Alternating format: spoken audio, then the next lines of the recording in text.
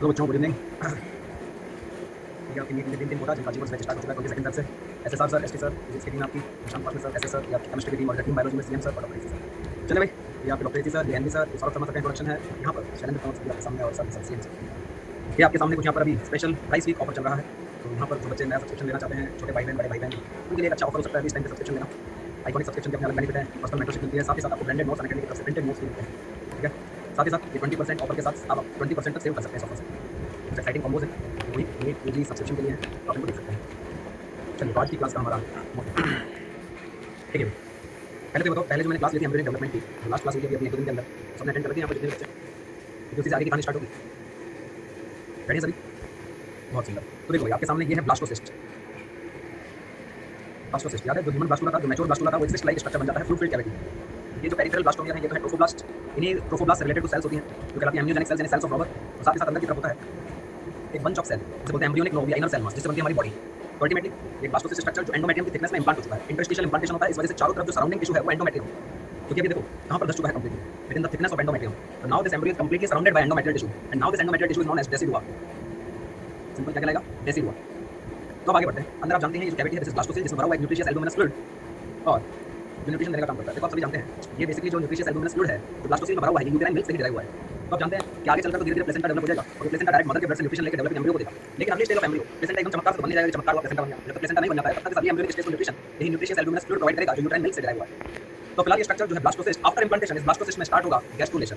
तो गैस्ट्रुलेशन को क्या बोल सकता हूं मैं? Gastrulation is the further development of blastocyst after implantation. तो ब्लास्टोसिस्ट में दो चीजों का फर्दर डेवलपमेंट होने वाला है, एक तो है ट्रोफोब्लास्ट और उससे रिलेटेड सेल्स, यानी सेल्स ऑफ रॉबर।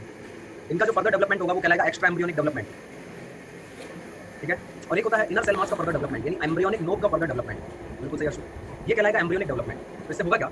जब ट्रोफोब्लास्ट एंड रिलेटेड सेल्स का एक्स्ट्रा एम्ब्रियोनिक डेवलपमेंट होगा तो एक्स्ट्रा एम्ब्रियोनिक स्ट्रक्चर्स बनेंगे, लाइक कोरियन, एमनियन, डॉक्स, एलेंटोइस, इस तरह के नाम सुने होंगे आपने। और इन्हीं स्ट्रक्चर से आगे चलकर डेवलप होता है प्लेसेंटा एंड अम्बिलिकल कॉर्ड। जबकि जो एम्ब्रियोनिक नोब का डेवलपमेंट होगा उससे बनेंगी 3 germ layers, embryonic ectoderm, mesoderm और एंडोडर्म, जिससे बनेगी हमारी बॉडी बाय ऑर्गेनोजेनेसिस। तो अल्टीमेटली हम इस गैस्ट्रुलेशन की प्रोसेस को डायग्राम से समझते हैं कि कैसे एक्स्ट्रा एम्ब्रियोनिक डेवलपमेंट होता है और कैसे इनर सेल मास में 3 जर्म लेयर एस्टैब्लिश होती है और फिर कैसे गैस्ट्रुलेशन के बाद ऑर्गेनोजेनेसिस और प्लेसेंटेशन का प्रोसेस स्टार्ट होता है। तो इस बात को आज हम डिटेल में सीखने वाले हैं।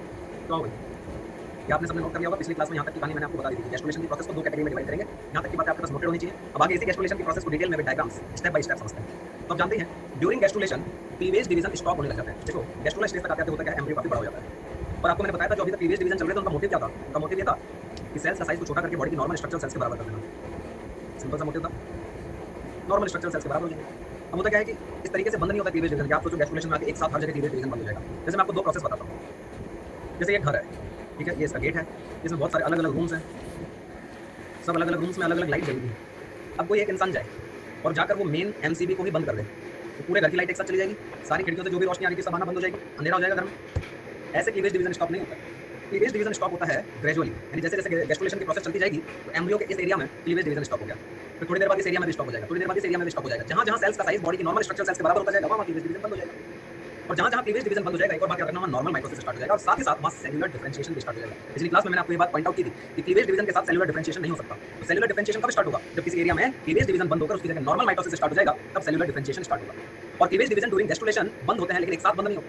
पहले एम्ब्रियो के इस एरिया में बंद हो गया, फिर इसमें बंद हो गया, फिर इसमें बंद हो गया, यानी गैस्ट्रुलेशन के एंड तक जाते जाते आप क्या देखोगे? हर जगह क्लीवेज बंद हो जाएगा। तो कंप्लीटली क्लीवेज कब बंद होते हैं? Towards the end of gastrulation. बंद होना कब शुरू हो जाता है? बिगिनिंग ऑफ गैस्ट्रुलेशन से। लेकिन कंप्लीटली बंद कब होता है? जब आपको कहीं भी क्लीवेज दिखाई नहीं देगा, वो होता है गैस्ट्रुलेशन के एंड में। ये बात बहुत अच्छे से याद रखना। जैसे जैसे गैस्ट्रुलेशन की प्रोसेस होती जाएगी, जगह जगह जगह ग्रेजुअल अलग अलग एरियाज में क्लीवेज डिवीजन बंद होते जाएंगे, नॉर्मल माइटोसिस स्टार्ट होता जाएगा, साथ ही साथ सेलुलर डिफरेंशिएशन भी स्टार्ट होता जाएगा। इसका मतलब ये हुआ कि पहले इस कमरे की लाइट, जैसे एक इसकी लाइट बंद करेगा, फिर इसकी बंद करेगा, फिर इसकी लाइट बंद होगी, फिर इसकी, और अल्टीमेटली फाइनली आते आते क्या होगा? पूरे घर की लाइट बंद हो जाएगी। इस तरीके से क्लीवेज डिवीजन स्टॉप होता है। ऐसा नहीं है कि एमसीबी की चाबी जाकर बंद कर दी और पूरे घर की लाइट चली गई, ऐसा नहीं बंद होता क्लीवेज। क्लीवेज डिवीजन गैस्ट्रुलेशन की बिगिनिंग से ही बंद होना शुरू हो जाता है, अलग अलग gradually towards the end of gastrulation completely बंद होगा। तो एक और क्वेश्चन बनता है आपके सामने कि डिफरेंशिएशन की प्रिपरेशन कब स्टार्ट हो जाती है? सेलुलर डिफरेंशिएशन की प्रिपरेशन लेट ब्लास्टोला स्टेज में ही शुरू हो जाती है, लेकिन एक्चुअल में सेलुलर डिफरेंशिएशन कब होता है? गैस्ट्रुलेशन स्टेज में। जब जिस एरिया में क्लीवेज बंद हो जाएगा, नॉर्मल माइटोसिस स्टार्ट हो जाएगा, तब जाके वहाँ डिफरेंशिएशन स्टार्ट होगा। तो प्रिपरेशन कब हो जाती है? डिफरेंशिएशन लेट ब्लास्टोला स्टेज में, लेकिन डिफरेंशिएशन कब होता है? Gastrula stage. ये पॉइंट भी याद रखना। बहुत बढ़िया, शिफा ने यहाँ पर जवाब लिखा है, कोई दिक्कत? हाँ भाई, और ये क्लास वही बच्चे अटेंड करें जिनका थोड़ा बहुत भी बेस है बायोलॉजी का, ठीक है ना? और अगर कोई बच्चे इधर उधर की बातें करना है तो बिल्कुल अटेंड ना करें, क्योंकि उनके ऊपर जाएगी बात। जो बच्चे थोड़ा सा भी अवेयर है मेडिकल कॉलेज में जाने के लिए, वही यहाँ पर क्लास अटेंड करें, ठीक है ना? हमें 100 मारुति 800 नहीं चाहिए, हमें 5 BMW चाहिए बस। Quality matters. चलो भाई, अब आ जाओ, होता क्या देखो, गैस्ट्रुलेशन की प्रोसेस चल रही है, अगर क्लीवेज बंद भी हो गया तो ऐसा नहीं है कि सेल डिवीजन बंद हो गया। ड्यूरिंग गैस्ट्रुलेशन जब क्लीवेज बंद होता है तो उसके बाद नॉर्मल माइटोसिस स्टार्ट हो जाता है, यानी सेल डिवीजन तो आगे जारी रहेगा, सेल्स का नंबर तो बढ़ता ही जाएगा। तो देखो सबसे आउटर मोस्ट लेयर कौन सी है, ट्रोफोब्लास्ट सेल्स। अब ट्रोफोब्लास्ट सेल्स का नंबर बढ़ चुका है, एम्ब्रियो का साइज बड़ा होता जा रहा है, सेल्स का नंबर बढ़ता जा रहा है। अगर कहीं पर क्लीवेज चल रहा है तो बहुत अच्छी बात है, अगर क्लीवेज बंद भी हो गया है तो नॉर्मल माइटोसिस शुरू हो जाएगा, कुल मिलाकर डिवीजन तो चलता ही रहेगा। तो सबसे outer most layer trophoblast sales है, यही ट्रोफोब्लास्ट सेल्स डिवाइड होकर अंदर की तरफ एक नई सेलुलर लेयर बना लेती है। ट्रोफोब्लास्ट से डिराइव होती है नई लेयर, जिसे बोलते हैं एक्स्ट्रा एम्ब्रियोनिक मेसोडर्म। रेड वाली लेयर नजर आ रही है, यह एक्स्ट्रा एम्ब्रियोनिक मेसोडर्म। ध्यान से सुनना, सबसे आउटर मोस्ट लेयर तो क्या होगी, ट्रोफोब्लास्ट। सेल्स का नंबर बढ़ रहा है, सेल डिवीजन लगातार जारी है, गैस्ट्रुलेशन की प्रोसेस चल रही है। ट्रोफोब्लास्ट को हम कहते हैं extra embryonic ectoderm. Extra embryonic ectoderm, याद रखना, ये वो एक्टोडर्म मेसोडर्म नहीं है जो हमारी बॉडी बनेगी। ये हमारी बॉडी को बनाने वाली एक्टोडर्म मेसोडर्म एंडोडर्म है, वो तो एम्ब्रियोनिक एक्टोमीसो एंडो होंगे, वो तो एम्ब्रियोनिक नोव वाले रीजन में बनेंगे, वो अलग बनेंगे। अभी ये हम बात कर रहे हैं एक्स्ट्रा एम्ब्रियोनिक लेयर से। ट्रोफोब्लास्ट है एक्स्ट्रा एम्ब्रियोनिक एक्टोडर्म। तो याद रखना, हमारी बॉडी का जो फॉर्मेशन हुआ है ऑर्गेनोजेनेसिस होगा वो embryonic germ layer, embryonic ecto meso endo से हुआ है, वो एम्ब्रियोनिक नोव में बनती है। अब फोकस और फिर ये बाहर वाली एक्स्ट्रा एम्ब्रियोनिक एक्टोमीसो एंडो बनेंगे, इनसे क्या बनेगा, इनसे बनेगा प्लेसेंटा और अम्बिलिकल कॉर्ड। दो अलग अलग चीजें, एम्ब्रियोनिक जर्म लेयर्स अलग है, एक्स्ट्रा एम्ब्रियोनिक लेयर्स अलग है। अभी जो मैं बना रहा हूं बाहर वाली एक्स्ट्रा एम्ब्रियोनिक लेयर्स बना रहा हूं, तो इसमें ट्रोफोब्लास्ट कहलाती है एक्स्ट्रा एम्ब्रियोनिक एक्टोडर्म, और इसी से डिवाइड होकर अंदर की तरफ जो नई लेयर बनी है that is extra embryonic mesoderm. ये ट्रोफोब्लास्ट से ही डिवाइड होकर बनी है एक्स्ट्रा एम्ब्रियोनिक मेसोडर्म। ठीक है, चलो अब क्या होगा देखो, ये ब्लू वाली सेल्स बताओ कौन सी थी यहाँ पर, ये ब्लू वाली सेल्स, सेल्स ऑफ रॉबर यानी एम्नियोजेनिक सेल्स। ये एम्नियोजेनिक सेल्स, ये भी डिवाइड होकर एक लेयर बना लेती हैं, एम्नियोजेनिक सेल्स की लेयर, और इन लेयर के बीच में कैविटी अपीयर हो जाती है, दैट इज एम्नियोटिक कैविटी। इस एम्नियोटिक कैविटी में फ्लूइड भरा होता है, that is amniotic fluid, that is secreted by self amniogenic cells. यहाँ पर फ्लूइड भर जाता है, इन्हीं सेल से सीक्रेट होगा एम्नियोटिक फ्लूइड, बिल्कुल सही बात। चलो मुझे बताओ इस सेल्स ऑफ रॉबर के नीचे ये येलो वाली सेल्स कौन सी थी, येलो वाली सेल्स,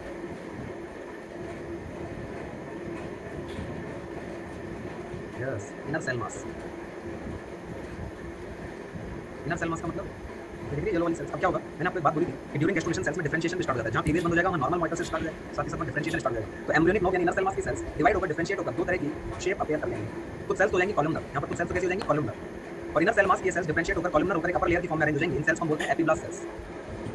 इसी तरह से इनर सेल मास की कुछ सेल्स डिवाइड होकर डिफरेंशिएट होकर क्यूबॉइडल हो जाएंगी, इन्हें हम कहते हैं हाइपोब्लास्ट सेल्स। ये क्यूबॉइडल सेल्स होती है, हाइपोब्लास्ट सेल्स, ये बन गई हाइपोब्लास्ट। तो आप यहाँ पर देखो कि जो पहले एक नोब लाइक स्ट्रक्चर थी, सेल्स का एक गुच्छा था, वो एक बाइलैमिनर डिस्क में कन्वर्ट हो गया है। इसमें कन्वर्ट हो गया बाइलैमिनर डिस्क, बाइलैमिनर डिस्क, दो लेयर बन गई, बिल्कुल सही लिखा है यहाँ पर शिफॉन, that is bilaminar disc. Epiblast and hypoblast से मिलाकर बाइलैमिनर डिस्क। चलो अब क्या होता है ध्यान से सुनना, ये जो हाइपोब्लास्ट सेल्स होती है ना, इस हाइपोब्लास्ट सेल से एम्ब्रियो प्रॉपर में कोई डेवलपमेंट नहीं होगा। या आप ये सोचो कि एम्ब्रियोनिक नोब से हमारी बॉडी बनती है, तो याद रखना इस सीरीज में एम्ब्रियोनिक डिस्क की हाइपोब्लास्ट सेल्स का हमारी बॉडी के अंदर कोई कंट्रीब्यूशन नहीं है। इसका मतलब जो हाइपोब्लास्ट सेल्स हैं वो कंप्लीटली डिवाइड होकर डिफरेंशिएट होकर एक एक्स्ट्रा एम्ब्रियोनिक स्ट्रक्चर बनाती हैं, जिसका नाम होता है एक्स्ट्रा एम्ब्रियोनिक एंडोडर्म। ये पर्पल वाली लेयर एक्स्ट्रा एम्ब्रियोनिक एंडोडर्म, और इसी को कहते हैं यॉर्क सैक एंडोडर्म। ठीक है, तो आप एक खास बात देखो, यहाँ पर एक्स्ट्रा एम्ब्रियोनिक 3 लेयर्स अपीयर हो चुकी है। सबसे बाहर वाली ट्रोफोब्लास्ट, एक्स्ट्रा एम्ब्रियोनिक एक्टोडर्म, फिर बीच में आ रही है एक्स्ट्रा एम्ब्रियोनिक मेसोडर्म, और सबसे अंदर आ रही है extra embryonic endoderm, that is yolk sac endoderm. और ये यॉर्क सैक एंडोडर्म किससे डिराइव हुई, एम्ब्रियोनिक डिस्क की हाइपोब्लास्ट सेल्स से। चलिए एक और चेंज आएगा, एक्स्ट्रा एम्ब्रियोनिक मेसोडर्म की सेल्स डिवाइड होकर दो लेयर में स्प्लिट हो जाएंगे। तो अब देखो यहाँ पर रेड वाली कितनी लेयर आ गई, दो। जो बाहर वाली एक्स्ट्रा एम्ब्रियोनिक मेसोडर्म है वो कहलाती है पैराइटल एक्स्ट्रा एम्ब्रियोनिक मेसोडर्म, और अंदर की तरफ जो नई एक्स्ट्रा एम्ब्रियोनिक मेसोडर्म बनी है ये कहलाती है विसरल एक्स्ट्रा एम्ब्रियोनिक मेसोडर्म।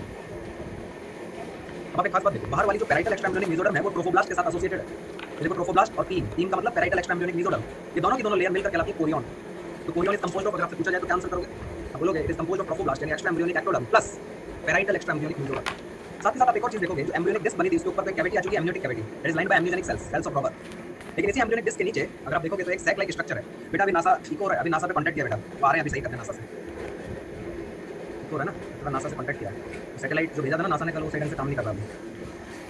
ठीक है, तो एम्ब्रियोनिक डिस्क के नीचे अगर आप देखोगे तो एक सैक लाइक स्ट्रक्चर होती है, and it is yolk sac. Sac like structure को ही क्या कहते हैं, यॉर्क सैक। जो पूरा सैक लाइक स्ट्रक्चर दिखाई दे रहा है दिस इज यॉर्क सैक। अब अगर आपसे कोई पूछे कि yolk sac is composed of, yolk sac किससे मिलकर बना हुआ है, दो लेयर से मिलकर बना हुआ है। देखिए एक तो आ रही है विसरल एक्स्ट्रा एम्ब्रियोनिक मेसोडर्म, और दूसरी लेयर आ रही है इसके साथ में यॉर्क सैक एंडोडर्म। ये दोनों लेयर मिलकर एक सैक लाइक स्ट्रक्चर बनाते हैं below embryonic disc, and that is known as yolk sac. अच्छा यॉर्क सैक की सिग्निफिकेंस बताऊं मैं आपको, क्या काम करता है ये यॉर्क सैक। देखो आपको इतना पता है कि अब ये जो एम्ब्रियोनिक डिस्क के अंदर एपिब्लास्ट सेल्स बनी है, यही एपिब्लास्ट सेल 3 जर्म लेयर्स बनेंगी, एम्ब्रियोनिक एक्टोडर्म, मेसोडर्म और एंडोडर्म, जिसमें ऑर्गेनोजेनेसिस होकर हमारी बॉडी बनेगी। लेकिन वो जो एम्ब्रियो प्रॉपर यानी हमारी बॉडी बनेगी उसमें सबसे पहले आरबीसी सिंथेसिस कौन करेगा, आरबीसी प्रोडक्शन कौन करेगा, दैट इज यॉर्क सैक। तो yolk sac is the first hemopoietic structure for developing embryo. बाद में तो धीरे धीरे जब एम्ब्रियो डेवलप होता जाता है उसमें लिवर और स्प्लीन बन जाते हैं, फिर हीमोपोइसिस को लिवर और स्प्लीन टेक ओवर कर लेता है। फिर धीरे धीरे towards the third trimester red bone marrow functional हो जाती है, और फिर वहां से हीमोपोइसिस स्टार्ट हो जाता है। लेकिन जो डेवलपिंग एम्ब्रियो के लिए सबसे पहले हीमोपोइसिस एरिथ्रोपोइसिस करके देगा, that structure is yolk sac, the first haemopoietic structure. ना बेटा शिफा, न्यूट्रिशन और गैस एक्सचेंज में कोई रोल नहीं है यहाँ पर यॉर्क सैक का। ये हम ह्यूमन के एम्ब्रियो की और प्लेसेंटा की बात करने जा रहे हैं। जो तुम कह रहे हो ना न्यूट्रिशन और गैसियस एक्सचेंज वाला जो फंक्शन होता है, फिर वो बर्ड्स में होता है। ह्यूमन में तो यॉर्क के अमाउंट नेग्लिजिबल है, तो ह्यूमन में यॉर्क सैक का यॉर्क से कोई लेना देना नहीं है। एंड न्यूट्रिशन से कोई लेना देना ही नहीं, क्योंकि ह्यूमन तो एल एसिकल एग होता है या माइक्रो एसिकल एग होता है। तो तुम बात कर रहे हो ना यॉक्स एग की न्यूट्रिशन और गैसेस एक्सचेंज में, वो रोल कहाँ पर आता है? बर्ड्स के एग्स में, रेप्टाइल्स के एग्स में, यहाँ पर यॉक की क्वांटिटी बहुत ज़्यादा होती है, मेगा एसिकल eggs. Is it clear? Very good. तो अब आगे बढ़ते हैं। यॉक्स एग का एक कम क्लियर हो गया। यॉक्स एग का एक और फंक्शन मैं कई बार आप लोगों को सिखाता हूँ, अगर किसी ने क्लास अटेंड करी हो, वो भी बड़ा इंपॉर्टेंट फंक्शन है, कौन बताएगा? अगर कोई अचीवर प्लस वाला बच्चा है तो यहाँ बता सकता है यॉक्स एग का एक और फंक्शन कौन बताएगा? जल्दी बोलो भैया। पीजीसी, प्रिया ने इसके रूप में क्या जवाब लिखा है? Very good, PGC, primordial germ cells. आपको पता होना चाहिए इस एपिब्लास्ट से जब प्री एम्ब्रियोनिक जर्म लेयर्स बनेंगी, उन्हीं में ऑर्गेनोजेनेसिस होकर हमारी बॉडी यानी एम्ब्रियो प्रॉपर बनेगा, और उसी में कहीं ना कहीं गोनेट्स भी फॉर्म होंगे। लेकिन जब गोनेट्स अर्ली एम्ब्रियोनिक लाइफ में फॉर्म होते हैं तो उनमें गैमीट बनाने वाली सेल्स नहीं होती, ना टेस्टिस में स्पर्म बनाने वाली सेल होती है, ना ओवरी में ओवम बनाने वाली सेल्स होती है। ये सेल्स कहाँ से आती है जो गैमीट बनाती है? गोनेट में पहुंचकर, तो बाहर से आती है यॉक्स एग से। तो यॉक्स एग में फॉर्म होती है प्राइमोर्डियल जर्म सेल, और यही प्राइमोर्डियल जर्म सेल माइग्रेट होकर डेवलपिंग एम्ब्रियो के गोनेट्स में पहुंचती है, और वहां पर गैमीट प्रिकर्सर सेल्स का फॉर्मेशन करती है, जिन्हें बोलते हैं फिर जर्म सेल्स। जैसे मेल में होती है स्पर्मेटोगोनिया, फीमेल में होती है ओवोनिया। क्या एक तो यॉक्स एग का रिलेशन आ गया, तो फर्स्ट हिमोपैट, और यही प्राइमोर्डियल जर्म सेल माइग्रेट होकर डेवलपिंग एम्ब्रियो के गोनेट्स में पहुंचती है, और वहां पर गैमीट प्रिकर्सर सेल्स का फॉर्मेशन करती है, जिन्हें बोलते हैं फिर जर्म सेल्स। जैसे मेल में होती है स्पर्मेटोगोनिया, फीमेल में होती है ओवोनिया। वो सब पीजीसी से डिराइव होती है। तो यॉक्स एग का ह्यूमन में दो फंक्शन याद रखो। एक तो यॉक्स एग का रिलेशन आ गया, तो फर्स्ट हिमोपैटिक स्ट्रक्चर या हेटेरोपैटिक स्ट्रक्चर फॉर डेवलपिंग एम्ब्रियो। साथ ही साथ इसी यॉक्स एग से प्राइमोर्डियल जर्म सेल्स बनती है जो डेवलपिंग एम्ब्रियो के गोनेट्स में जाकर गैमीट प्रिकर्सर सेल्स स्पर्मेटोगोनिया और ओवोनिया का फॉर्मेशन करती है। सिंपल, बहुत सुंदर। स्पेशल क्लास में बहुत सारे बच्चे आते रहते हैं, जाते रहते हैं। स्पेशल क्लास में ओ यहाँ तो पढ़ाई हो रही है, चलो चलो चलो नीचे। घबरा जाते एकदम से। अगर वो इसी तरह से थोड़ा और देर बैठकर पढ़ लेना, कुछ बच्चों का तो नीट यूजी का जो उन्होंने एक सपना देखा है कि हम भी करेंगे नीट यूजी, वही खत्म हो जाए। लेकिन थोड़ी देर 15-20 मिनट भी अगर ऐसे क्लास को झेल जाए ना, तो उनको यहीं पे ये चीज़ क्लियर हो जाएगी नीट यूजी क्या चीज़ होती है, कितनी मेहनत करनी पड़ती है, कितना पढ़ना पड़ता है, कितना सिंसियरिटी के साथ पूरे साल 2 साल मेहनत करनी पड़ती है। तो घबरा जाते कहीं, घबराहट होने लग जाती है। हमने तो सोचा नहीं था ऐसे पढ़ाई होती है, ऐसे पढ़ना होता है। हमने तो सोचा था एनसीईआरटी रट लेंगे, तो एनसीईआरटी लगा कर 2-4 लाइनें बोलकर हटा देगा, हम रट लेंगे, हम सेलेक्ट हो जाएंगे। वेरी गुड, खैर वो भी ट्राई कर लो, क्या दिक्कत है? एनटीए को बढ़िया है, जितने फॉर्म भरे जाते हैं उसको तो उतने ही ज़्यादा पैसे मिलते हैं। चलो, बहुत सुंदर बात होती है। यहाँ पर यॉक्स एग बन चुका है, ऊपर एम्ब्रियोनिक कैविटी बन चुकी है, और ये यहाँ पर स्ट्रक्चर। लेकिन अब बात करते हैं इस एम्ब्रियोनिक डिस्क की। तो एम्ब्रियोनिक डिस्क में स्टार्टिंग में 2 लेयर बनी थी, एपिब्लास्ट और हाइपोब्लास्ट। हाइपोब्लास्ट का तो काम ही खत्म हो गया। बहुत अच्छा बेटा, शिफा बस ऐसे पढ़ते जाओ। हाइपोब्लास्ट ने तो यॉक्स एग एंडोडर्म बना दी, हाइपोब्लास्ट तो खत्म, टाटा बाय बाय। अब बची कौन है? एपिब्लास्ट। इसका मतलब हम समझ सकते हैं कि अब इस एम्ब्रियोनिक डिस्क में जो 3 एम्ब्रियोनिक जर्म लेयर एस्टैब्लिश होंगी, जिससे हमारी बॉडी बनेगी, वो तीनों जर्म लेयर एपिब्लास्ट से डिराइव होंगी। तो एपिब्लास्ट की सेल्स डिवाइड होंगी, डिवाइड होकर इनमें अमीबॉइड मूवमेंट होंगे, जिन्हें कहते हैं मॉर्फो।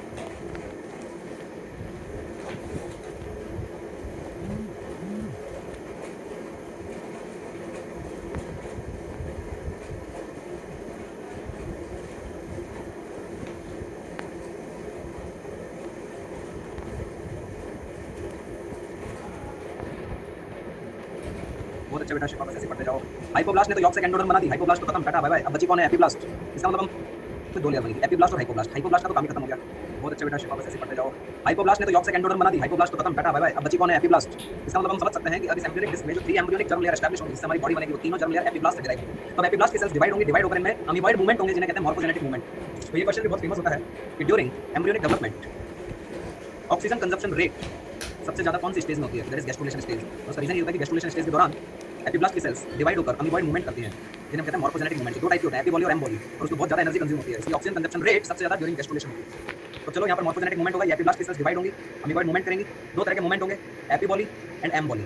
ध्यान से सुनना, एपिबॉली का मतलब होता है सेम लेवल पर मूवमेंट, एम्बॉली का मतलब होता है अपने लेवल से नीचे चले जाना, अपने लेवल से नीचे की तरफ मूवमेंट करना। जैसे ये प्लेन है, उससे नीचे की तरफ मूवमेंट करना। तो सबसे पहले एपिब्लास्ट सेल से होगी एम्बॉली। एपिब्लास्ट की सेल एम्बॉली करके नीचे की तरफ मूवमेंट करेंगी, और नीचे की तरफ मूवमेंट करके एक नई लेयर एस्टैब्लिश करेंगे। दिखाई दे रही है येलो वाली layer, this is known as embryonic endoderm. तो पहला क्वेश्चन, एम्ब्रियोनिक एंडोडर्म किससे डिराइव हुई है? एपिब्लास्ट सेल से। और इसके लिए कौन से मॉर्फोजेनेटिक मूवमेंट हुए हैं? एम्बॉली। एक और क्वेश्चन, सबसे पहले एस्टैब्लिश होने वाली जर्म लेयर एंडोडर्म, ठीक है? हाँ, वो भी मूवमेंट करेंगे, ऑब्वियसली बात है, माइग्रेशन के लिए उनको भी मूवमेंट करना पड़ेगा। शुभम, बिल्कुल सही बात। चलो, एपिब्लास्ट की सेल्स फिर डिवाइड होंगी, और डिवाइड होकर अगेन एम्बॉली करेंगी, और अब की बार जब एम्बॉली करेंगी तो नीचे की तरफ एक और नई लेयर फॉर्म होगी। लेकिन अब की बार जो नई लेयर फॉर्म होगी वो एंडोडर्म से ऊपर की तरफ एस्टैब्लिश होगी, और इस लेयर को कहते हैं embryonic mesoderm. Again question, embryonic mesoderm किससे डिराइव हुई है? एपिब्लास्ट से। कौन से मॉर्फोजेनेटिक मूवमेंट हुए हैं? एम्बॉली। किसके ऊपर बनी है? एंडोडर्म के ऊपर। The second germ layer which is established during gastrulation. और एट लास्ट जो रिमेनिंग एपिब्लास्ट सेल्स हैं, सेम प्लेन पर एपिबॉली मूवमेंट करेंगे। कैसा मूवमेंट करेंगे? एपिबॉली। और एपिबॉली मूवमेंट करके उसी प्लेन में रीअरेंज होकर फाइनली बनाएंगे एम्ब्रियोनिक एक्टोडर्म। इस तरीके से तीनों की तीनों जर्म लेयर एपिब्लास्ट से डिराइव हुई है। इनके एस्टैब्लिशमेंट के लिए 2 तरह के मॉर्फोजेनेटिक मूवमेंट हुए हैं। एम्बॉली से तो एंडोडर्म और मेसोडर्म फॉर्म हुई है, और एपिबॉली से एक्टोडर्म फॉर्म हुई है। ये 3 जर्म लेयर फाइनली जो बाइलेमिनर एम्ब्रियोनिक डिस्क थी, वो ट्राइलेमिनर एम्ब्रियोनिक डिस्क में कन्वर्ट हो चुकी है। तो आप समझ गए होंगे कि हमारी पूरी बॉडी, कोई भी ऑर्गन टिश्यू उठाकर देख लो हमारी बॉडी का, या तो एक्टोडर्म से डिराइव होगा या मेसोडर्म से एंडोडर्म से। तीनों ही जर्म लेयर मिलकर पूरी हमारी बॉडी का फॉर्मेशन करेंगे। And that process after gastrulation is known as organogenesis. तो बाहर वाली जो लेयर्स बनी है ना, ये तो प्रोसेस करेंगी प्लेसेंटेशन, यानी इनमें तो होगा प्लेसेंटा फॉर्मेशन। और जो अंदर वाली जर्म लेयर्स बनी, एम्ब्रियोनिक जर्म लेयर, इनमें होगा ऑर्गेनोजेनेसिस, जिससे बनेगी हमारी बॉडी। दो पार्ट में डिफरेंशिएट हो गया कि अब एम्ब्रियोनिक डेवलपमेंट, एक्स्ट्रा एम्ब्रियोनिक और एम्ब्रियोनिक। सिंपल है। चलो बहुत सुंदर बात हो गई ये तो। अब मुझे एक बात बताओ, इस ट्राइलेमिनर एम्ब्रियोनिक डिस्क से हमारी बॉडी का फॉर्मेशन होगा, एम्ब्रियो प्रॉपर का फॉर्मेशन होगा। ये तो डिस्क लाइक स्ट्रक्चर है जो आपको अभी एम्ब्रियोनिक डिस्क नजर आ रही है, ट्राइलेमिनर एम्ब्रियोनिक डिस्क, तो डिस्क लाइक स्ट्रक्चर है, हमारी बॉडी डिस्क शेप है, हमारी बॉडी तो tube within tube system. Body organisation कैसे हमारा ट्यूब विद इन ट्यूब, तो क्या करें भैया इसको ट्यूब लाइक स्ट्रक्चर बनाए, बोलो ट्यूब लाइक स्ट्रक्चर बना दें इसको। ट्यूब लाइक स्ट्रक्चर कैसे बनाएंगे डिस्क लाइक स्ट्रक्चर को, फोल्डिंग। अब एम्ब्रियोनिक डिस्क की फोल्डिंग होगी और फोल्डिंग होने से ये डिस्क लाइक स्ट्रक्चर एक ट्यूब लाइक स्ट्रक्चर में कन्वर्ट हो जाएगी। कैसे कन्वर्ट करेंगे इसको, देखो ट्यूब लाइक स्ट्रक्चर में अभी करा रहे हैं। जब ये फोल्डिंग होगी तो सबसे बाहर वाली जर्म देखो कौन सी थी, सबसे ऊपर वाली दिखी ना एक्टोडर्म, उसके नीचे कौन सी थी, मीजोडर्म, और उसके भी नीचे कौन सी थी, एंडोडर्म। अरे वही एम्ब्रियोनिक डिस्क जो यहाँ बनी हुई है, मैं एक बार आपको अलग से बाहर बना के दिखा रहा हूँ इसकी फोल्डिंग कैसे होती है। तो जब फोल्डिंग होगी तो सबसे ऊपर वाली जो जर्म लेयर थी इसे हम कहते हैं एम्ब्रियोनिक एक्टोडर्म। फोल्डिंग के बाद ये लेयर हो जाएगी outer most layer of the embryo proper, फिर ये आ जाएगी मीजोडर्म, और फिर आ जाएगी सबसे अंदर की तरफ जो सबसे नीचे वाली लेयर थी वो सबसे इनर मोस्ट लेयर बन जाएगी, दैट इज एंडोडर्म। और इस तरह से एम्ब्रियोनिक डिस्क की फोल्डिंग हो जाएगी। अब देखो जब इस एम्ब्रियोनिक डिस्क की फोल्डिंग होगी तो अंदर एक कैविटी अपीयर हो जाएगी, this is known as archenteron cavity. ये भी क्वेश्चन बनता है कि archenteron cavity during embryonic development कौन सी स्टेज में अपीयर होती है, that is gastrula stage. This is archenteron cavity, archenteron cavity. अगर आपसे कोई पूछे archenteron cavity is lined by, आप बोलेंगे एंडोडर्म, क्योंकि देखो आर्केंटेरॉन कैविटी एंडोडर्म से लाइंड है। कोई आपसे पूछे कि आर्केंटेरॉन कैविटी आगे चलकर क्या बनाएगी, this is lined bye endoderm, आगे चलकर इससे क्या बनेगा, तो आप बोलेंगे गट, गैस्ट्रोइंटेस्टाइनल ट्रैक्ट। सिद्धार्थ ने बिल्कुल सही जवाब दिया। फिर आपसे एक और चीज पूछी जा सकती है कि आर्केंटेरॉन कैविटी की ये जो ओपनिंग है, इस ओपनिंग को क्या कहते हैं, तो आप बोलेंगे ब्लास्टोपोर। अब आर्केंटेरॉन कैविटी से तो गट बनेगी, तो ब्लास्टोपोर से क्या बनेगा, या तो माउथ बनेगा या एनस। अगर इस ब्लास्टोपोर से माउथ बना तो प्रोटोस्टोमिएट एनिमल्स, और अगर इस ब्लास्टोपोर से एनस बनी तो ड्यूटेरोस्टोमिएट एनिमल्स। सीधी सी बात। अब तो मोलस्का कैसे ऑर्गेनिजम्स होते हैं, प्रोटोस्टोमिएट, लेकिन आगे जितने भी हेक्टाइनोडर्मेटा, हेमिकॉर्डेटा, कॉर्डेटा सब होते हैं ड्यूटेरोस्टोमिएट्स। तो ह्यूमन कैसा है, कॉर्डेट्स में आता है ड्यूटेरोस्टोमिएट, मींस ह्यूमन में आर्केंटेरॉन कैविटी की जो ओपनिंग है दैट इज ब्लास्टोपोर, इससे क्या डिराइव होगी, एनस। सिंपल है। तो कितने सिंपल सिंपल बेसिक सी बातें ऐसे रिलेट होती हैं। ये सारी टर्म पढ़ते हो आप डाइवर्सिटी में, एनिमल किंगडम में आ जाती है इस तरह की बातें। अच्छा मुझे अब एक और बात बताओ, अपन कहते हैं ट्यूब विद इन ट्यूब, ऐसा क्यों बोला हमने, एक ट्यूब के अंदर यहाँ तो हमें एक ही ट्यूब नजर आ रही है, तो आपको मैं एक और चीज़ क्लियर कर देता हूँ। आपको पता होना चाहिए कि जो अंदर मीजोडर्म लेयर है ना, मीजोडर्म लेयर से दो लेयर डिराइव होती है, ठीक है। अब आप इतना तो समझ गए होंगे कि बाहर वाली जो ये एक्टोडर्मल लेयर है, इस एक्टोडर्मल लेयर से तो बॉडी बॉल डिराइव हो जाएगी, अंदर वाली जो एंडोडर्म लेयर है इससे गट या गैस्ट्रोइंटेस्टाइनल ट्रैक्ट डिराइव हो जाएगी, और जो मीजोडर्म है उससे दो लेयर डिराइव हो जाएंगी। इसमें एक लेयर तो किससे चिपक जाएगी, बॉडी वॉल से चिपक गई, इसे तो बोलेंगे आगे चलकर पैराइटल पेरिटोनियम। बहुत सही बात। और इसी मीजोडर्म से जो दूसरी लेयर डिराइव होगी वो चिपक जाएगी विसरल ऑर्गन्स के अंदर रखे हुए विसरल ऑर्गन, जैसे यहाँ पर इस एंडोडर्म से डिराइव होने वाला है कौन, गट, इससे चिपक गई। तो अब देखो मीजोडर्मल लेयर जो है दो पार्ट में डिवाइड हुई है, और अब इन दोनों मीजोडर्मल लेयर के बीच में अगर आप देखोगे तो एक गैप, एक कैविटी, एक स्पेस अपीयर हो गया है, this is known as peritoneal cavity या बॉडी कैविटी, या आप इसे बोल सकते हैं ट्यूसिलॉम। एक तो अंदर ये तो गट की कैविटी होगी, और बाहर जो कैविटी दो मीजोडर्मल लेयर के बीच में है तो ट्यूसिलॉम होगी, इस तरीके से ट्यूसिलॉम बनती है। चलिए इतनी बात सबको क्लियर।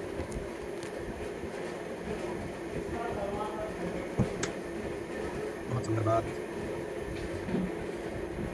अब आगे दिखाने से ये फोल्डिंग गैस्ट्रुलेशन के एंड तक हो जाएगी। तो गैस्ट्रुलेशन के एंड तक आते आप क्या देखोगे, मैं आपको बता देता हूँ। गैस्ट्रुलेशन के एंड तक आते आप देखोगे कि हर जगह क्लीवेज डिवीजन बंद हो गया होगा, हर जगह नॉर्मल माइटोसिस शुरू हो गया होगा, हर जगह सेलुलर डिफरेंशिएशन स्टार्ट हो गया होगा। साथ ही साथ एम्ब्रियोनिक लोब से एम्ब्रियोनिक डिस्क बनी होगी, जो ट्राइलेमिनर एम्ब्रियोनिक डिस्क जिसमें 3 एम्ब्रियोनिक जर्म लेयर एस्टैब्लिश हो गई होगी। साथ ही साथ towards the end of gastrulation इस एम्ब्रियोनिक डिस्क की फोल्डिंग हो गई होगी, अंदर आर्केंटेरॉन कैविटी अपीयर हो गई होगी, तो एंडोडर्म से लाइन इसकी ओपनिंग को कहते हैं ब्लास्टोपोर। साथ ही साथ towards the end of gastrulation जो ब्लास्टोसिस्ट में ब्लास्टोसील बनी थी, ये वाला जो एरिया था ये सब कुछ ब्लास्टोसील में ही तो डिराइव हो रहा था, वो ब्लास्टोसील कंप्लीटली ऑब्लिटरेट हो जाएगी, बंद हो जाएगी। Towards the end of gastrulation अब आपको ब्लास्टोसील का कोई नामो निशान नजर नहीं आएगा। This is the end of gastrulation, ठीक है। अब आगे क्या होगा आफ्टर गैस्ट्रुलेशन, आफ्टर गैस्ट्रुलेशन दो चीजें होंगी, जो ये एम्ब्रियोनिक डिस्क से फोल्डिंग होकर एम्ब्रियो प्रॉपर बना है, इसमें 3 जर्म लेयर्स हैं, इनमें तो ऑर्गेनोजेनेसिस स्टार्ट हो जाएगा, एक्टोडर्म से एक्टोडर्मल ऑर्गन, मीजोडर्म से मीजोडर्मल ऑर्गन, और एंडोडर्म से एंडोडर्मल ऑर्गन, ऑर्गेनोजेनेसिस का प्रोसेस। और बाहर जो ये एक्स्ट्रा एम्ब्रियोनिक स्ट्रक्चर्स बनी थी इनसे डिराइव होंगे प्लेसेंटा और अम्बिलिकल कॉर्ड। तो ये तो बन रही है भाई हमारी बॉडी, जो इस एम्ब्रियोनिक डिस्क से फोल्ड होकर ये जो स्ट्रक्चर बनी है ये तो हमारी बॉडी बन गई। यहाँ पर ये फोल्डिंग होगी ना इस तरीके से, ये देखो फोल्डिंग ऐसे करके दिखाई तो बनी हमारी बॉडी, और बाहर होगा प्लेसेंटेशन यानी प्लेसेंटा फॉर्मेशन और अम्बिलिकल कॉर्ड का फॉर्मेशन। अब हम क्या करते हैं, इस डेवलपमेंट को काफी आगे लेकर चलते हैं। अब आगे जब आप इस डेवलपमेंट को लेकर चलोगे तो ये आप देख रहे हो क्या, ये है एम्ब्रियो प्रॉपर, अंदर कैविटी है आर्केंटेरॉन कैविटी, इसमें चल रहा है ऑर्गेनोजेनेसिस, ये बॉडी बन रही है ह्यूमन। चल सबसे बाहर बताओ ये कौन सी लेयर थी, अरे ट्रोफोब्लास्ट, याद है क्या ट्रोफोब्लास्ट,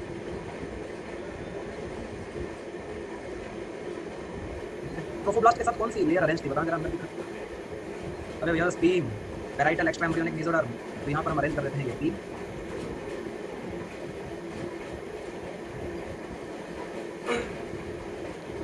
अब बता रहे ये पीम और ट्रोफोब्लास्ट दोनों मिलकर क्या कहला रहे हैं। अरे भैया ये पीम और ट्रोफोब्लास्ट मिलकर कहलाता है कोरियन।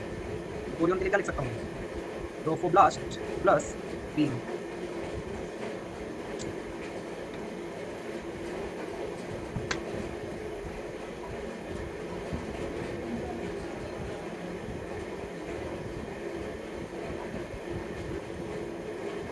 ठीक है। अब मुझे एक बात बताओ, यहाँ पर देखो आपको दो चीजें नजर आएंगी। जब ये एम्ब्रियोनिक डिस्क की फोल्डिंग होगी ना, ये देखो एम्ब्रियोनिक डिस्क ऐसे नीचे की तरफ फोल्ड होगी, ये तो फोल्ड हो रही है, देखो यहाँ पर ऐसे तो फोल्ड होगी एम्ब्रियोनिक डिस्क, ये एम्ब्रियोनिक डिस्क कैसे फोल्ड होगी, यहाँ पर ऊपर रखी हुई एम्नियोटिक कैविटीज एम्ब्रियोनिक डिस्क के चारों तरफ फैल जाती है, यानी अब इसके चारों तरफ भी एम्नियोटिक कैविटी फैल जाएगी ड्यूरिंग फोल्डिंग, और नीचे रखा हुआ जो यॉर्क सेट है ना वो रिड्यूस होता जाएगा। नीचे रखा हुआ यॉर्क सैक रिड्यूस होता जाएगा। देखो फैला दो एमनियोटिक कैविटी को चारों तरफ फैला दो। ये कौन सी सेल्स क्लियर है? Amniogenic sales clear. जैसे जैसे एमनियोटिक डिस्क की फोल्डिंग होती गई, ये एमनियोजेनिक सेल्स क्लियर यहाँ फैलती गई, इसमें भरा हुआ एमनियोटिक फ्लूइड। एमनियोटिक कैविटी तो चारों तरफ फैल गई ड्यूरिंग फोल्डिंग, और नीचे रखा हुआ जो सैक लाइक स्ट्रक्चर था यॉर्क सैक, वो रिड्यूस हो गया। ये देखो यहाँ पर, ये रिड्यूस स्ट्रक्चर, इसको क्या बोलूँगा? रिड्यूस यॉर्क सैक या रेमनेंट ऑफ यॉर्क सैक। आप लोग सर यॉर्क सैक तो रिड्यूस होता जा रहा है सर, तो यॉर्क सैक का काम ही क्या था? यॉर्क सैक का काम था एम्ब्रियो के लिए फर्स्ट हेमोपाइटिक स्ट्रक्चर, इरिथ्रोपाइटिक स्ट्रक्चर। धीरे धीरे तो इस एक्टिविटी को एक्वायर कर लेंगे, इस ऑर्गेनोजेनेसिस से ऑर्गन बनने वाले लिवर और स्प्लीन। यॉर्क सैक का काम तो वैसे कम होता जा रहा है। साथ ही साथ जो पीजीसी बननी थी वो भी पीजीसी बनकर यॉर्क सैक से माइग्रेट होकर चली जाएंगी एम्ब्रियो के अंदर, जो गोनेट बन रहे होंगे उनमें जाकर एस्टैब्लिश हो जाएंगी। यॉर्क सैक का इतना ही तो काम था ह्यूमन। अब जो बचा कुछ यॉर्क सैक है, ज़्यादा से ज़्यादा उसका आगे रोल आएगा, अम्बिलिकल कॉर्ड बनाने में पार्टिसिपेट करेगा अलॉन्ग विद एमनियन। बाकी अब यॉर्क सैक का कुछ खास काम नहीं बचा है।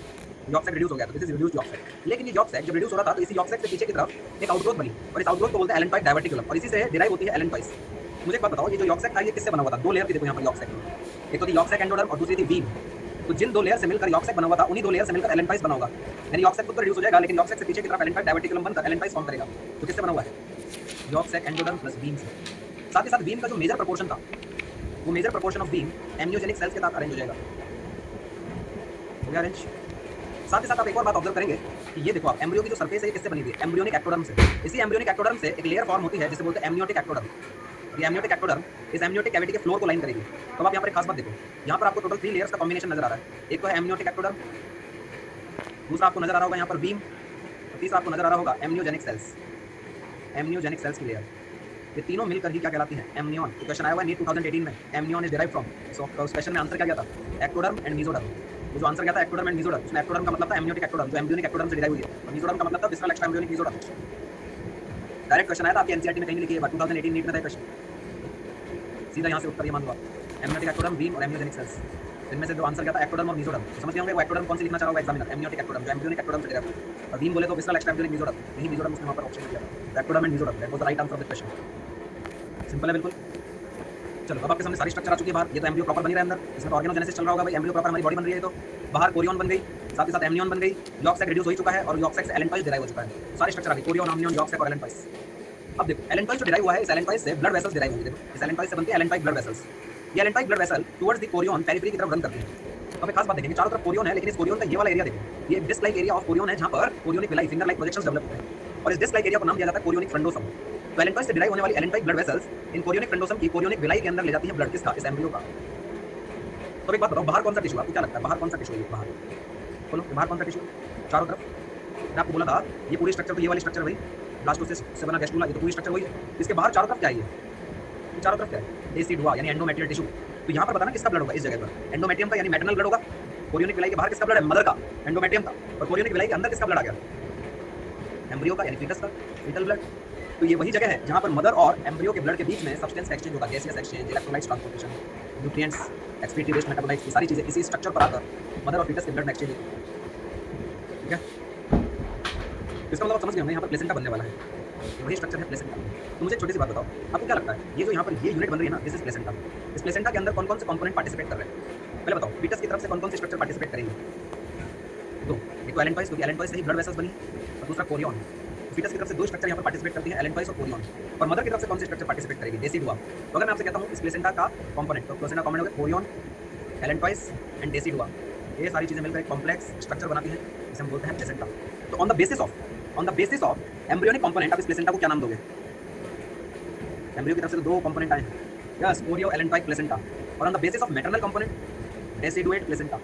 साथ ही साथ अगर आप यहाँ देखोगे तो कोरियोनिक विलाई एक डिस्क लाइक रीजन पर डेवलप हुई है, जिसे बोलेंगे डिस्पाइडल प्लेसेंटा। और ऐसी कितनी डिस्क डेवलप हुई है पूरी कोरियन पर? केवल एक disc, that's why more specifically it is known as monodiscoidal placenta.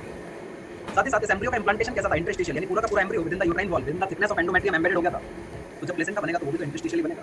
और एक और खास बात, ये जो कोरियोनिक विलाई है डायरेक्ट डेसिडुआ में मदर के ब्लड में डूब जाती है, तो ब्लड के लिए वर्ड यूज करते हैं हीम। कोरियोनिक विलाई के chorial, that's why it is haemochorial placenta. देखो कितने सारे नाम आ गए ह्यूमन प्लेसेंटा को डिफाइन करने के लिए। क्या क्या नाम आ गए हैं? कोरियो एलेंटॉइक प्लेसेंटा, दूसरा नाम आया है डेसिडुएट प्लेसेंटा, तीसरा नाम आया है डिस्पाइडल, और उसमें भी स्पेसिफिकली मोनोडिस्पाइडल प्लेसेंटा। नोट कर लेना अपनी कॉपी में, सारे के सारे विजुअलाइज हो रही चीजें यहाँ पे। फिर एक और नाम आया इंटरस्टिशियल प्लेसेंटा, और फिर एक और नाम आया है हीमोकोरियल प्लेसेंटा।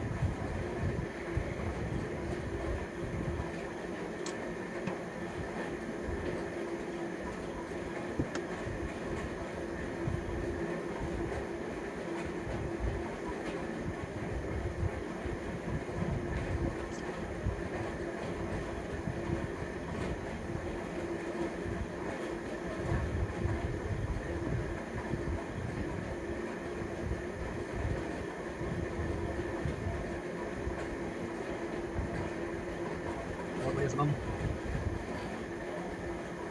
बस इसको समझ के चलना। अर्जुन कह रहा है इस वाली में 4 पर था तो कुछ हो गया जैसे कुछ क्या हो गया बोले तो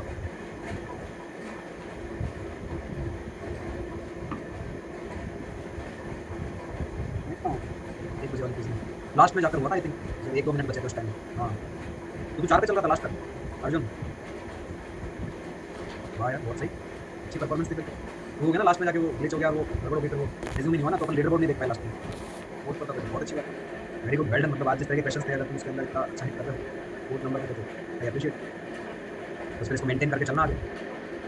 और शुरू पता नहीं था बेटा, मैं चैनल लिंक शेयर कर दूँगा आपके पास जो भी होगा हमारे 12th वाले ग्रुप पर, पुराने एंथ्यूज पर ना। चलो ये सबने नोट कर लिया प्लेसेंटा के सारे नाम। अब मैं आपसे हीमोकोरियल प्लेसेंटा के बारे में पूछता हूँ। देखो हीमोकोरियल प्लेसेंटा की खास बात क्या है? क्या होता है कि जो डेसिडुआ के अंदर ब्लड वेसल्स होती हैं, आप जानते हैं ब्लड वेसल्स जहाँ पर last level of the blood vessel जहाँ पे सब्सटेंस का एक्सचेंज होता है, सभी जानते हैं कैपिलरीज हैं। तो क्या होता है यूट्रस की डेसिडुआ में यहाँ पर कैपिलरीज ना होकर इस तरह के बड़े-बड़े ब्लड साइनोसॉइड्स बन जाते हैं। कैपिलरीज तो पतली पतली होती है, वहाँ पर बहुत सारी कैपिलरीज इस तरीके से मॉडिफाइड होती हैं कि वो मर्ज होकर एक बड़े-बड़े ब्लड साइनोसॉइड्स बना लेते हैं। हाँ, लेकिन वो ब्लड साइनोसॉइड भी लाइंड तो एंडोथेलियम से ही होंगे, सिंपल स्क्वामस एपिथेलियम। ये आ रही है कोरियोनिक विलाई ग्रोथ करती हुई, एंडोथेलियम को पेनिट्रेट करके ये कोरियोनिक विलाई सीधे अंदर ब्लड में जाकर डूब जाती है। आपको देखो यहाँ पर कौन फ्लो कर रहा है? ब्लड को फ्लो कर रहा है, मैटरनल ब्लड साइनोसॉइड्स में क्या फ्लो कर रहा है? Maternal blood. ये कोरियोनिक विलाई आई और उस एंडोथेलियम को पेनिट्रेट करती हुई ब्लड में आकर एम्बेडेड होगी। तो डायरेक्ट हीम के अंदर यानी ब्लड के अंदर एक तरह से देखा जाए तो कोरियोनिक विलाई एम्बेडेड होती है, तो नाम पड़ा है हीमोकोरियल प्लेसेंटा। अब मुझे एक बात बताओ, इस कोरियोनिक विलाई की आउटरमोस्ट लेयर क्या है? ट्रोफोब्लास्ट। उसके अंदर की तरफ कौन सी लेयर है? अरे पीम, पैराइटल एक्स्ट्रा एम्ब्रियोनिक मेसोडर्म। साथ ही साथ अंदर की तरफ कौन आ रही है? एलेंटाइक ब्लड वेसल। ये एलेंटाइक ब्लड वेसल आएगी, इसी एलेंटाइक ब्लड वेसल के थ्रू यहाँ पर फीटस का यानी एम्ब्रियो का ब्लड आएगा और वापस घूम के एम्ब्रियो में चला जाएगा। प्रोफेसर यहाँ पर आया और वापस घूम के चला गया, इससे फायदा क्या हुआ? क्योंकि जब इस एम्ब्रियो का ब्लड इस जगह पर आएगा तो यहाँ इस फीटल ब्लड और मदर के ब्लड में सब्सटेंस का एक्सचेंज होगा। तो मदर के ब्लड में ऑक्सीजन है वो चली जाएगी फीटल ब्लड में, और फीटल ब्लड की जो कार्बन डाइऑक्साइड है वो आ जाएगी मदर के ब्लड में। तो जैसे मैं अगर आपसे पूछता हूँ कि मदर के ब्लड से ऑक्सीजन को फीटल ब्लड में जाना है तो इसे सीक्वेंस में कितनी लेयर क्रॉस करनी पड़ेगी? इसे सीक्वेंस में कितनी लेयर क्रॉस करनी पड़ेगी? बिल्कुल सही बात, 3 लेयर्स क्रॉस करनी। सबसे पहली लेयर से क्रॉस करनी पड़ेगी ट्रोफोब्लास्ट, उसके बाद इसे क्रॉस करना पड़ेगा पीम, फिर आएगी एलेंटाइक ब्लड वेसल की एंडोथेलियम, तब जाके ऑक्सीजन पहुंचेगी। इसी तरीके से जब इस फीटल ब्लड से कार्बन डाइऑक्साइड डिफ्यूज आउट होकर मदर के ब्लड में आएगी उसको भी 3 लेयर क्रॉस करनी पड़ेगी, लेकिन अब सीक्वेंस रिवर्स हो जाएगी। सबसे पहले क्रॉस होगी एलेंटाइक ब्लड वेसल की एंडोथेलियम, फिर होगी पीम और सबसे लास्ट में होगी ट्रोफोब्लास्ट।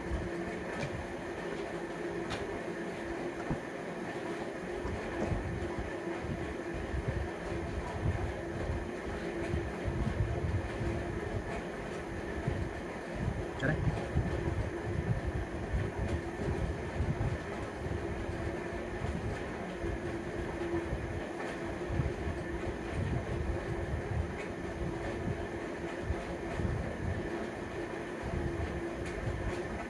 Haemochorial placenta. अच्छा मैं आपको एक और बात बताता हूँ, कुछ जो दूसरे मैमल्स होते हैं उनके अंदर दूसरे टाइप के प्लेसेंटा भी होते हैं, जैसे बहुत सारे टाइप है, टाइप बिलीव है, इस तरह के मैमल्स की बात कर रहा हूँ। इनके अंदर एक प्लेसेंटा होता है एंडोथेलियोकोरियल प्लेसेंटा। और आपको देखना एंडोथेलियोकोरियल प्लेसेंटा में क्या होगा, जैसे ये यहाँ पर मैटरनल ब्लड वेसल उसकी एंडोथेलियम, ये आई कोरियोनिक विलाई। ये कोरियोनिक विलाई जो है ये एंडोथेलियम को पेनिट्रेट करके अंदर ब्लड में नहीं डूब पाई, केवल एंडोथेलियम पर ही आकर जंक्शन बना लिया। तो ऐसे प्लेसेंटा को बोलते हैं एंडोथेलियोकोरियल प्लेसेंटा। तो बताओ ये ह्यूमन का हीमोकोरियल प्लेसेंटा ज़्यादा एडवांस्ड है या ये एंडोथेलियोकोरियल प्लेसेंटा ऑफ अदर मैमल्स ज़्यादा एडवांस्ड है? ऑब्वियस सी बात है, हीमोकोरियल प्लेसेंटा में सब्सटेंस का एक्सचेंज करने के लिए कम लेयर क्रॉस करनी पड़ती है, जबकि यहाँ ज़्यादा लेयर क्रॉस करनी पड़ेगी, क्योंकि यहाँ पर एक एक्स्ट्रा लेयर और क्रॉस करनी पड़ेगी मैटरनल ब्लड वेसल की एंडोथेलियम, यानी यहाँ पर टोटल 4 लेयर क्रॉस करनी पड़ेगी। ऑब्वियस सी बात है हीमोकोरियल प्लेसेंटा के अंदर सब्सटेंस के एक्सचेंज की रेट सबसे ज़्यादा होती है।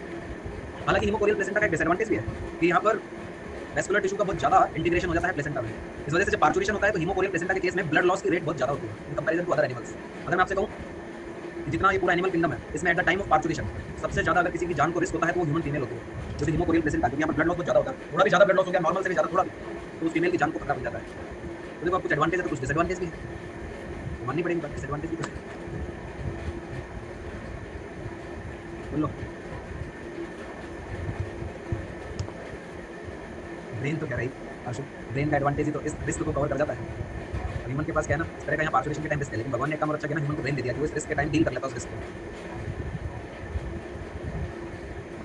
भगवान ने तो क्या अच्छा ही काम किया, इधर रिस्क दिया तो दिमाग भी दिया, उस रिस्क को डील करो अपने दिमाग से, कोई दिक्कत यहाँ तक।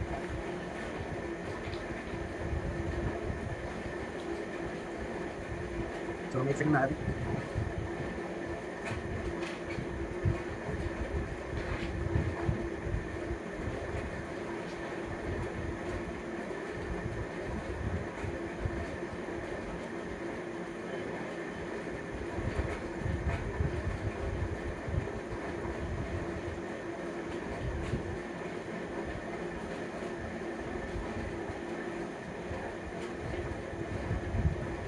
चलो भाई, तो ये आपकी एक ओवरऑल अंडरस्टैंडिंग मैंने बता दी कैसे गैस्ट्रुलेशन की प्रोसेस होती है, क्या-क्या इवेंट्स होते हैं, किस तरह से ये एम्ब्रियोनिक जर्म लेयर्स एस्टैब्लिश होकर एम्ब्रियोनिक टिश्यू से एम्ब्रियो प्रॉपर बनता है, और एक्स्ट्रा एम्ब्रियोनिक जर्म लेयर्स जो बनाती है कोरियन एम्नियन यॉक्सैक और एलेंटाइस, जिनसे बनता है प्लेसेंटा। एंड नेक्स्ट पॉइंट आता है अम्बिलिकल कॉर्ड। तो सभी बच्चे यहाँ पर एक बार अलर्ट हो जाएं।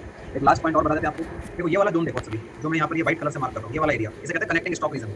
और इसी कनेक्टिंग स्टॉप रीजन में बनती है अम्बिलिकल कॉर्ड। यहीं पर बनती है अम्बिलिकल कॉर्ड नाम की स्ट्रक्चर। तो इस अम्बिलिकल कॉर्ड को डिराइव करने में किस-किसका रोल आता है? एक तो एम्नियन, देखो यहाँ पर एम्नियन आ रही है, ये रोल प्ले करेगी, ये यॉक्सैक और साथ ही साथ एलेंटाइस, तीन चीजें मिलकर अम्बिलिकल कॉर्ड डिराइव करती है। तो यहाँ पर डिराइव होगी अम्बिलिकल कॉर्ड। तो जब थोड़ा सा और आगे डेवलपमेंट को देखेंगे तो अंदर ये तो एम्ब्रियो प्रॉपर डेवलप हो रहा है, ठीक है। ये रही अम्बिलिकल कॉर्ड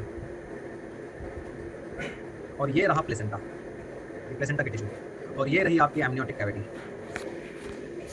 जिसमें भरा हुआ एमनियोटिक फ्लूइड, ठीक है। तो ये देखो यहाँ पर वो कनेक्टिंग स्टॉप रीजन है, ये वाला रीजन है। यहाँ पर ये तो बच्चा डेवलप हो रहा है, ये प्लेसेंटा रहा यहाँ पर, और इसी बीच में यहाँ पर एक long cord like structure derive हो जाएगी एम्नियन यॉक्सैक और एलेंटाइस से मिलाकर, दैट इज अम्बिलिकल कॉर्ड। आपको क्या लगता है इस अम्बिलिकल कॉर्ड का कंटेंट क्या होगा? अरे यही वाली ब्लड वेसल्स। तो फाइनली इस अम्बिलिकल कॉर्ड के अंदर 3 मेजर ब्लड वेसल्स बसती हैं, 2 अम्बिलिकल आर्टरीज और एक अम्बिलिकल वेन। इसमें से 2 अम्बिलिकल आर्टरीज तो डीऑक्सीजनेटेड ब्लड को एम्ब्रियो यानी फीटस से प्लेसेंटा की तरफ लेकर आती है, और जो एक अम्बिलिकल वेन होती है वो इसी ऑक्सीजनेटेड ब्लड को वापस फीटस की तरफ लेकर जाती है। तो अम्बिलिकल कॉर्ड के बारे में क्या-क्या बातें याद रखनी है? इट इज डिराइव्ड फ्रॉम, तो आप बोलेंगे एम्नियन, यॉक्सैक और एलेंटाइस। अगर आप इसके टिश्यू की बात करेंगे तो umbilical cord is composed of which tissue? तो आप बोलेंगे म्यूकॉइड कनेक्टिव टिश्यू, जिसे हम बोलते हैं बॉटल्स जेली। तो तीसरी बात, what is the content of umbilical cord? तो आप बोलेंगे 3 बातें, 2 अम्बिलिकल आर्टरीज, एक अम्बिलिकल वेन। अम्बिलिकल आर्टरीज के अंदर डीऑक्सीजनेटेड ब्लड जाएगा from foetus to placenta, umbilical vein में ऑक्सीजनेटेड ब्लड जाएगा फ्रॉम प्लेसेंटा टू फीटस। तो 3 चीजें आपको अम्बिलिकल कॉर्ड के बारे में याद रखनी है। पहली बात, अम्बिलिकल कॉर्ड डिराइव हुई है कहां पर? कनेक्टिंग स्टॉप रीजन में। इसका काम क्या होता है? फीटस को प्लेसेंटा से कनेक्ट करना। ये डिराइव होती है एम्नियन, कोरियन, सॉरी एम्नियन, यॉक्सैक और एलेंटाइस से। एम्नियन, यॉक्सैक और एलेंटाइस से म्यूकॉइड कनेक्टिव टिश्यू से बनी हुई होती है। इसका कंटेंट होता है 3 major umbilical blood vessels, 2 umbilical arteries, एक umbilical vein. That's it, that is all about gastrulation, organogenesis and placentation. अब आप इसको आराम से, जो भी आपके पास टेक्स्ट है, स्टडी मटेरियल है, उसमें से रीड करें, रिलेट करके आपको सारी बातें कंफर्म हो जाएंगी, रिलेट हो जाएंगी, और आपके क्वेश्चंस की रेंज बढ़ जाएगी। अरे म्यूकॉइड कनेक्टिव टिश्यू होता है भाई।